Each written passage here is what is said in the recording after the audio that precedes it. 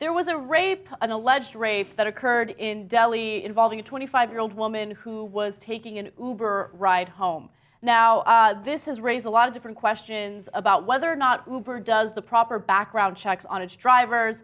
And because of this alleged rape, Uber has now been banned in India. Now, this all started when the 25-year-old woman got picked up by the Uber driver, and then things got really, really bad. The driver, a 32-year-old by the name of Shiv Kumar Yadav, did not have a commercial badge required to drive a cab in Delhi and had never been verified by the cab company, even though he has been driving with the firm for more than 6 months. So after he picked up the 25-year-old, apparently she had fallen asleep.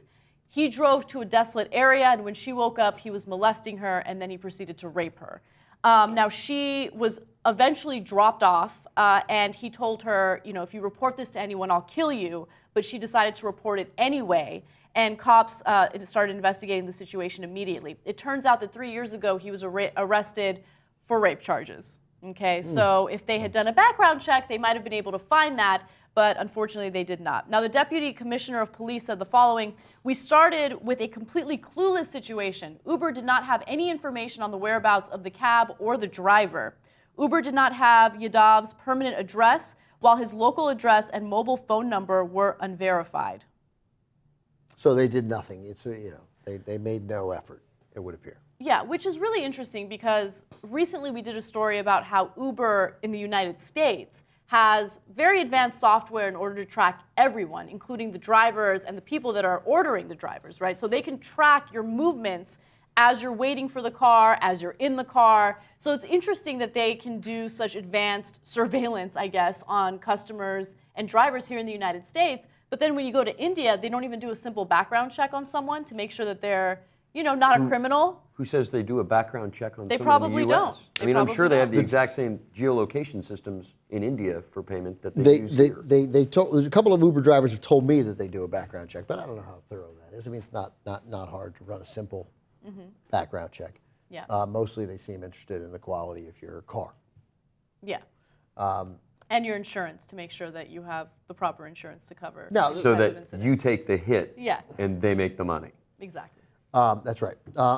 You've said that you've had some drivers frustrated. Most of the drivers, who I've ridden with at Uber seem pretty pleased with the process. But you say you found some. I found a couple that didn't like it. I had, strangely, I've only had I've had one or two female Uber drivers. My last driver was a woman. And no complaints. Yeah. From them. I mean, they didn't know how to drive. Am I right? Am I right? No, they were pretty good. They got me around. Wes got super nervous. Wes is like, actually, they were fine drivers. They were pretty good. I'm in favor of their driving skills. Look, I like it because in LA, every person I know in LA almost has a DUI. If they reach the age That's of 30, because of our they have a terrible DUI. public transportation. Terrible People go to public bars, they get transportation. drunk, and then they get behind the wheel. I'm not condoning it, I'm not excusing it, but that's part of the reason why we have so many DUIs in Los Angeles.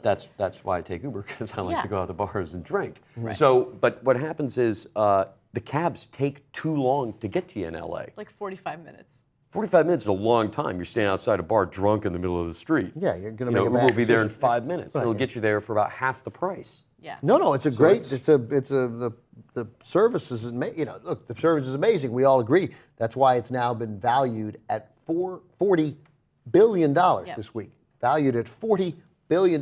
They just got new investment. $1.2 billion they just raised. Yeah. Look, the incredible thing about this story is the fact that in India right now, especially in Delhi, where we did the story of the 26-year-old woman who was gang raped on a bus and then she was beaten to death, right? There's obviously a really big problem with sexual assault and rape, right? So as a company who's operating out of that location, you should be as, diligent as possible to make sure that you don't, you cross your T's, you dot your I's, you don't make any mistakes, you don't employ people that might have a history of rape charges or things like that. I don't know if it's a cost thing. I don't know if they're just kind of cutting corners to save some money. But you know that this is a big problem. No internet company would ever cut corners to save money. Okay? No internet company. No one. I mean, what do they even need $40 billion for? They don't have any equipment. They don't pay people that much. They're not even providing insurance for their drivers. The drivers take all the risk and they get the money. What do they need 40 billion for? What are they going to build? It's friggin' genius. It's Uber just- planes?